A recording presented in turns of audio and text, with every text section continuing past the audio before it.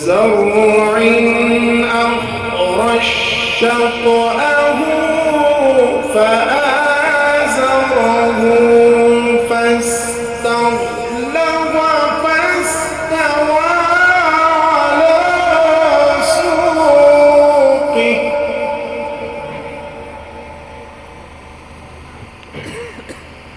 فاستوى على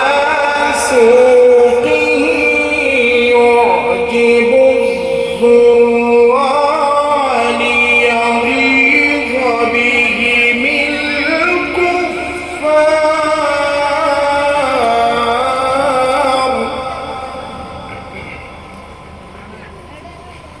وعد الله الذين وعملوا الصالحات منهم مغفرة وأجرا عظيما.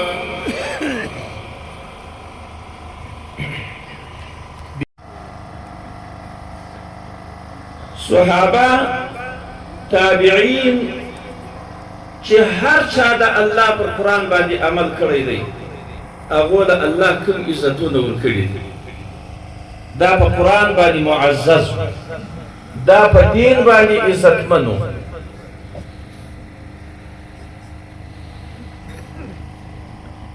یو وخت داسې و ما درته ویل وخت نشته د نجران نصارا راغله پیغمبر علیه السلام له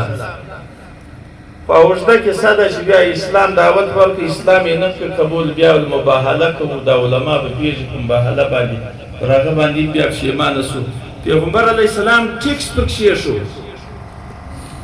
له خیبره څخه یې دغه یهود دا اسرائیل چې واخیستل حضرت عمر رضی الله عنه د نبی کریم صلی الله علیه وسلم په ژوند کې پسې اخیستل دوی د خیبر خلکو زمیندار خلکو پر دغه باندې فیصله ورسره وکړه چې د الله رسول دغه مځکه زموږ ده اوس خو نو تی ونیوله ستی شوه موږ په بزګرۍ کې کوو چې کوم یې حاصل و هغه یې نیمه ستی نیمه یې زموږ له دغو کفارو له اسرائیلو څخه له دغو یهودو څخه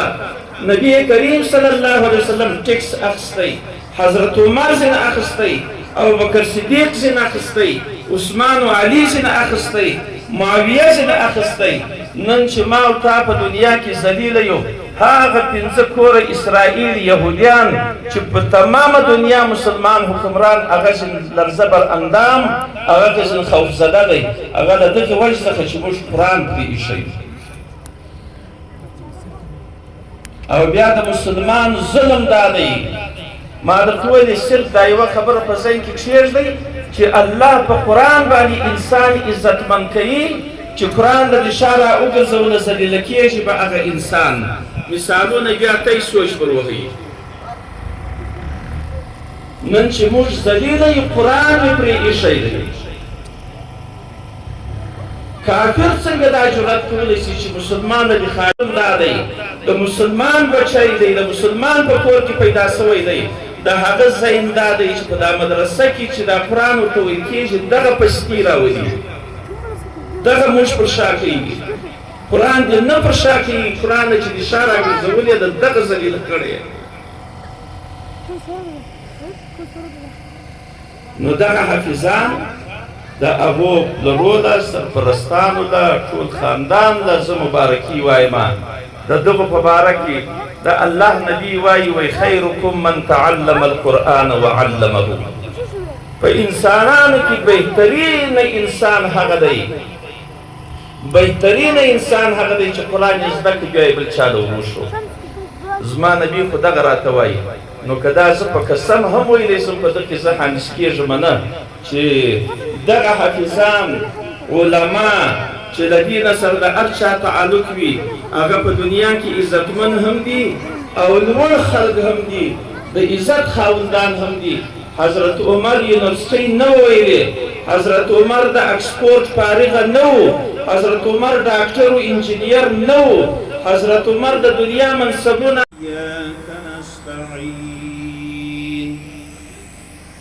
اهدنا الصراط المستقيم صراط الذين أنعمت عليهم غير المغضوب عليهم ولا الضالين.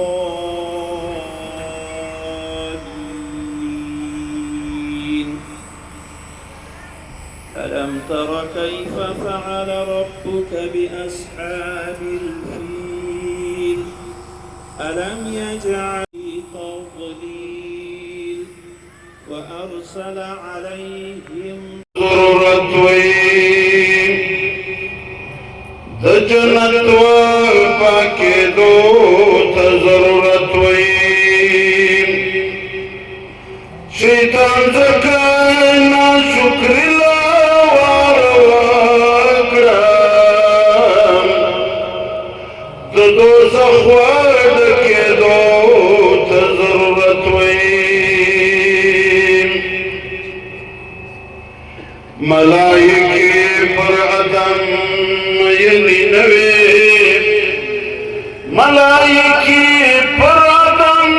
مینی نوی ستاد امر پر کېدو ته ضرورت وی ادم زکا وغنم تا لاس چک کی ادم زکا وغنم تا لاس چک کی د دنیا و جوړې دو ته ضرورت وی تر د هم لمخنم دا محمد وی صلی الله علیه وسلم تر د هم لمخنم دا محمد وی د هغه ښکار کېدو ته ضرورت وی